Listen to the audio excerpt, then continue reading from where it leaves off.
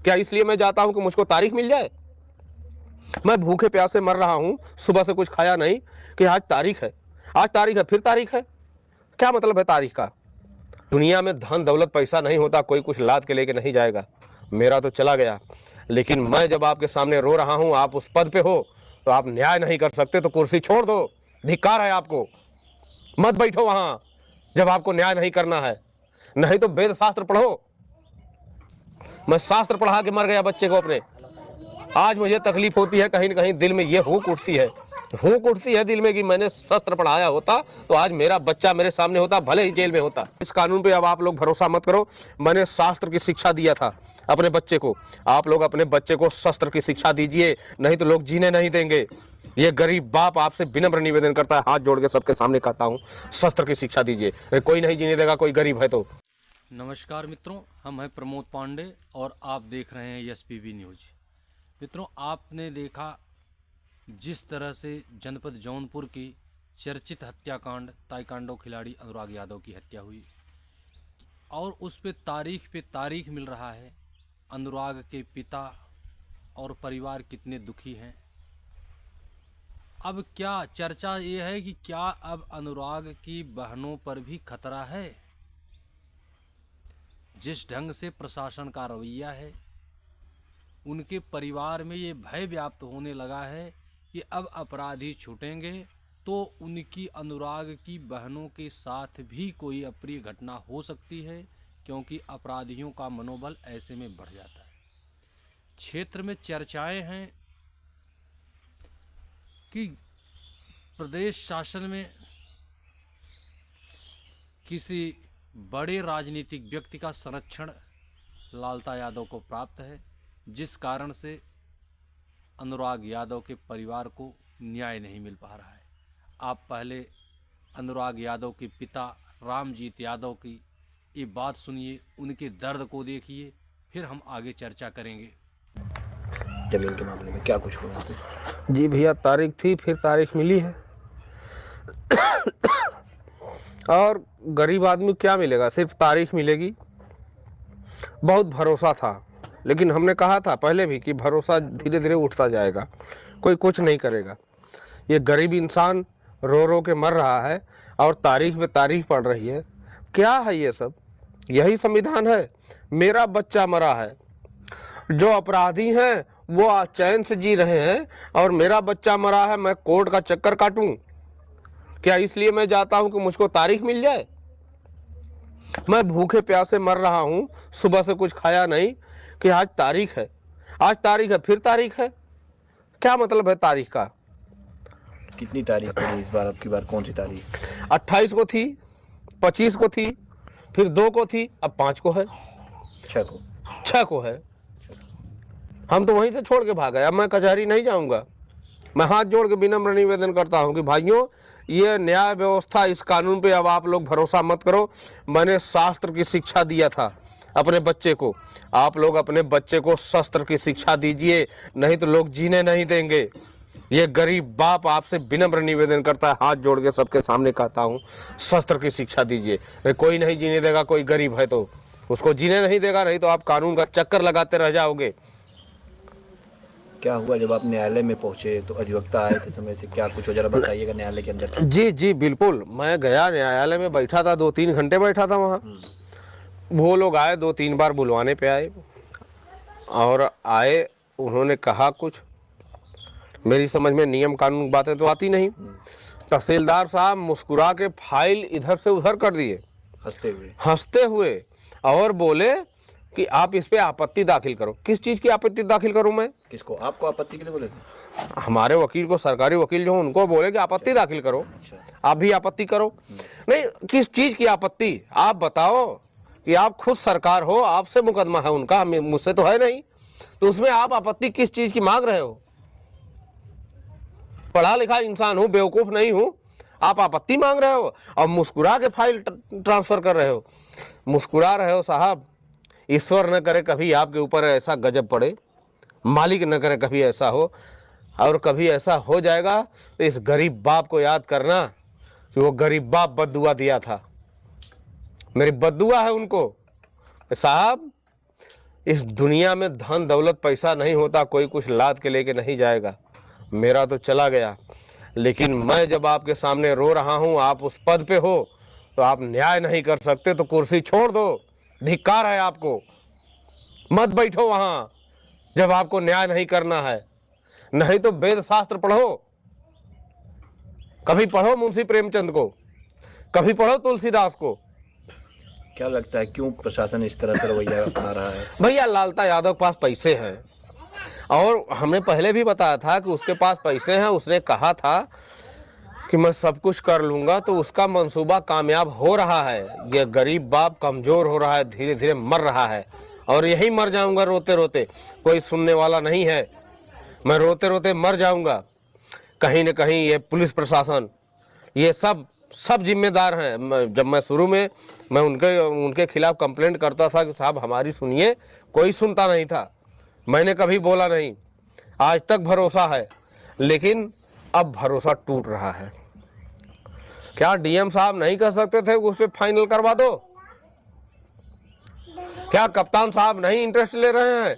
हमने आंख बंद करके भरोसा किया, उन्होंने जो कहा हमने वो किया, और हम उनको इन्फॉर्म करते थे कि साहब आज हमारे साथ ऐसा हो रहा है, तो वो लोग बोलते थे कि टेंशन मत लेना, मैं हूँ। लेकिन अब कहाँ हो साहब आप लोग कहाँ हो? क्या करूं मैं? कोई फर्क नहीं पड़ेगा, फिर भी मैं भी फर्क नहीं पड़ेगा। दुनिया है, ऐसे आती रहेगी जाती रहेगी। 2-4 दिन बाद सब लोग भूल जाएंगे। कोई अनुराग था, कोई रामजीत था।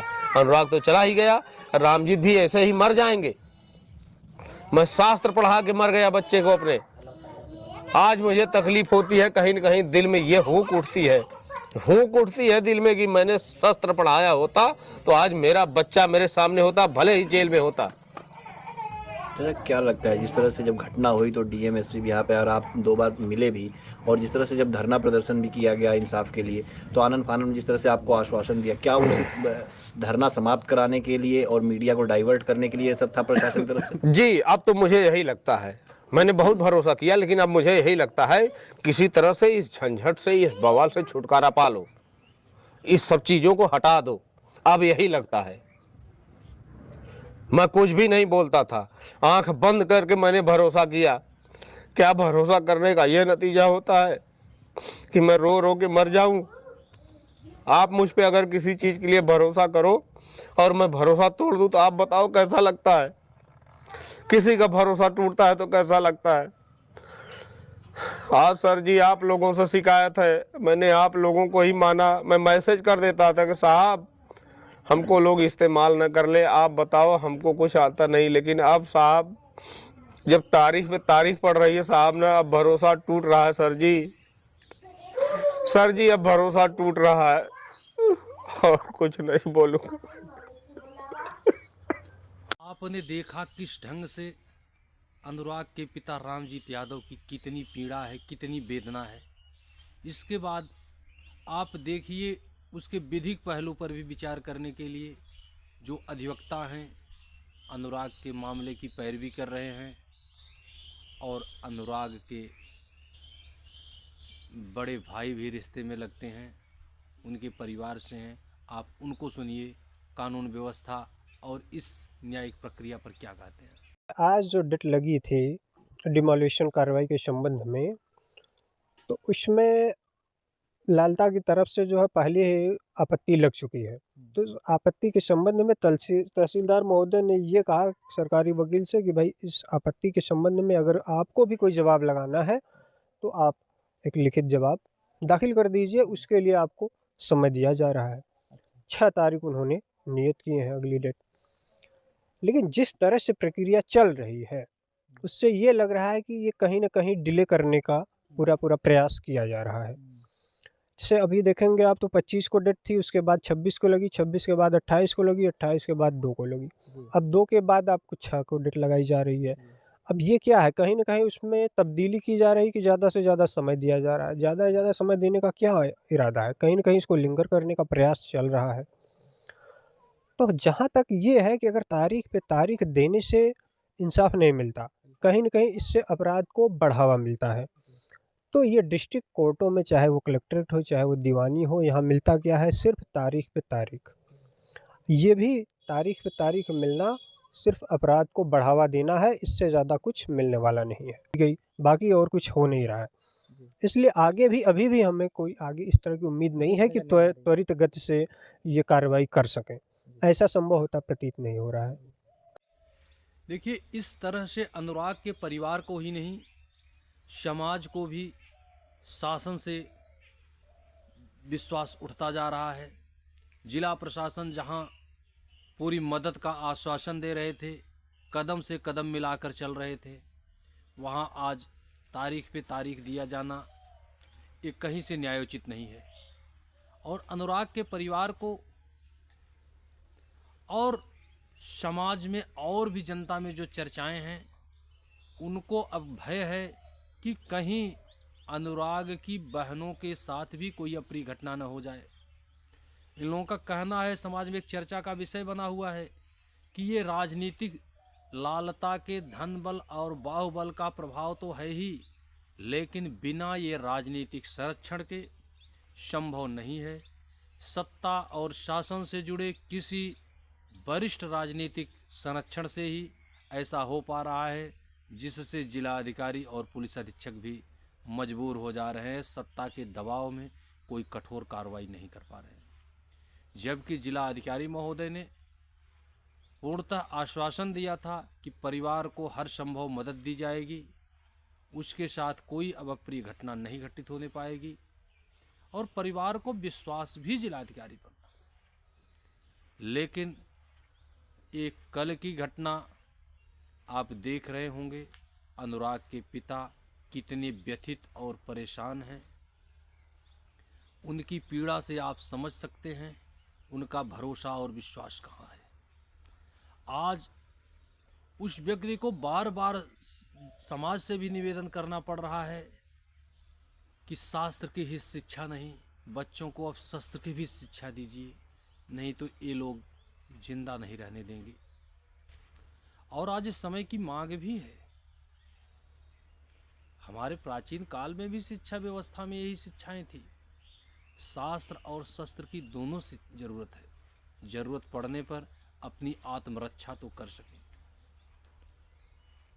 अब क्या ये सवाल उठता है, क्या ये शंका सही है कि अब अनुराग की बहनों पर भी खतरा है? लालता का परिवार छूटकर आएगा जेल से, उसका मनोबल बढ़ा हुआ होगा और वो अनुराग की बहनों के साथ भी कोई अप्रिय घटना को, वारदात को अंजाम दे सकता है। इस बात से इनकार नहीं किया जा सकता, क्योंकि अगर राजनीतिक संरक्षण प्राप्त होगा, धन बल तो साथ में ही है ही, अगर उस सिस्टम को खरीदने में सफल हुआ तो ऐसा संभव भी है। और ऐसे ही एक नहीं कई लालता समाज में पैदा होंगे और कई अनुराग की हत्याएं हो सकती हैं, अगर राजनीतिक दबाव में ऐसा ही चलता रहा, सत्ता और शासन लाचार नजर आता रहा है। इस घटना पर माननीय मुख्यमंत्री को संज्ञान लेना चाहिए,